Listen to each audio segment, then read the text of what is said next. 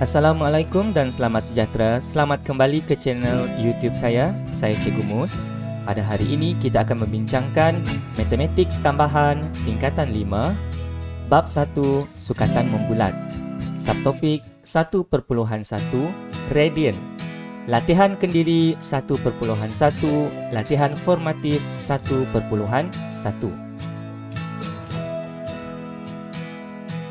Latihan kendiri 1.1 buku teks muka surat 4. Untuk sukatan membulat, konsep asas yang kita perlu tahu ialah 180 darjah bersamaan dengan pi radian ataupun 360 darjah bersamaan dengan 2 pi.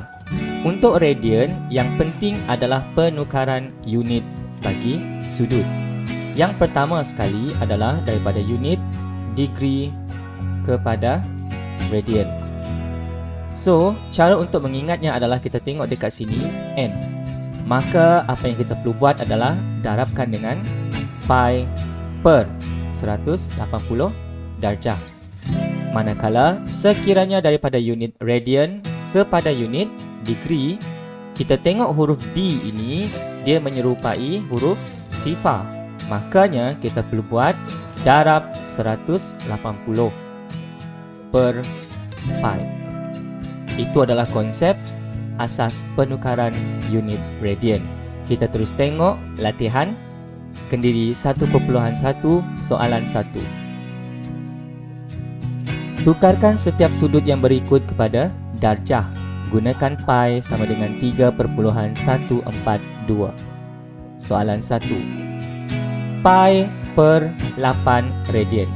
So, dekat sini soalan minta kita tukar kepada unit darjah.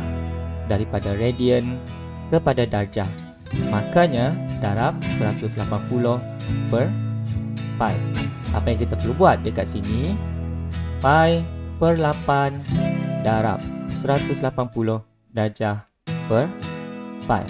So, untuk soalan ini kita ada dua pilihan, sama ada untuk menekan kalkulator ataupun kita guna konsep cancel. So dekat sini pi, dekat sini pi, dekat sini 8 dan dekat sini 180. So kita boleh tekan kalkulator juga. Sama dengan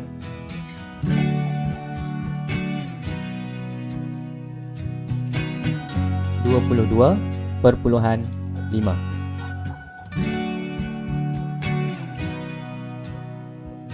darjah. Soalan seterusnya, 3/4 pi radian. Masih lagi sama, radian kepada darjah, maka kita perlu darabkan dengan 180 per pi. 3/4 pi darab 180 per pi, kita cancelkan pi. Kemudian 3/4 darab 180, kita boleh terus tekan kalkulator. 3/4 darab 180, kita akan dapat 135 darjah. Soalan seterusnya,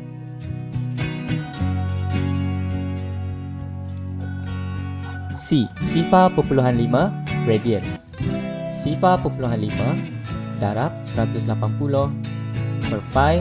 Untuk soalan ini, kita boleh terus tekan kalkulator. Gunakan pi sama dengan 3.142.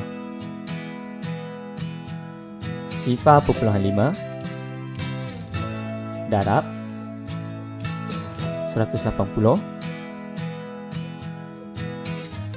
per 3.142. Jawapan anda adalah 28.64 darjah.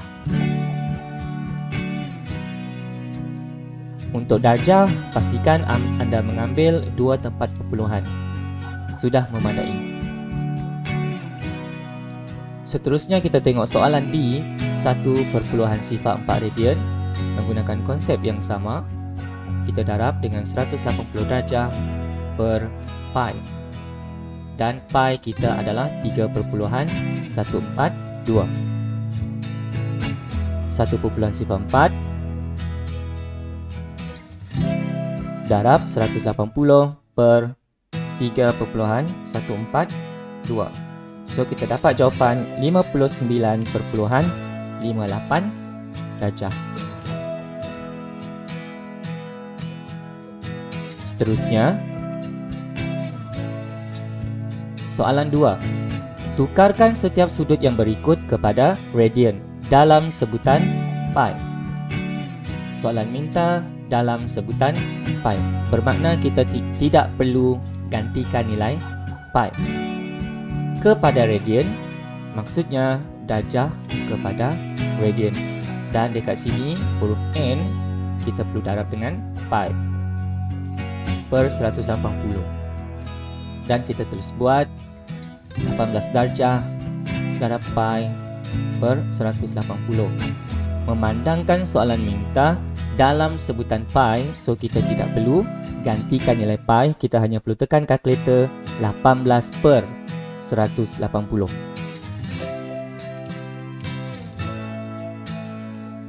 Kita dapat sifar 0.1 pi radian. Dan soalan seterusnya masih lagi menggunakan konsep yang sama. So kita terus kira 120 darab pi per 180 darjah. Kita hanya perlu tekan 120 per 180.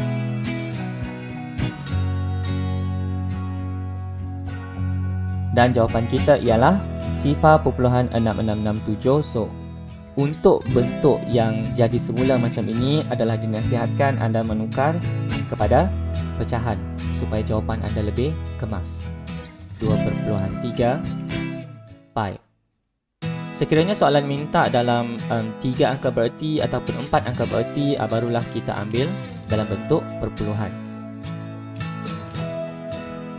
Soalan C, 225 darjah, masih lagi menggunakan konsep yang sama. Darabkan dengan pi per 180.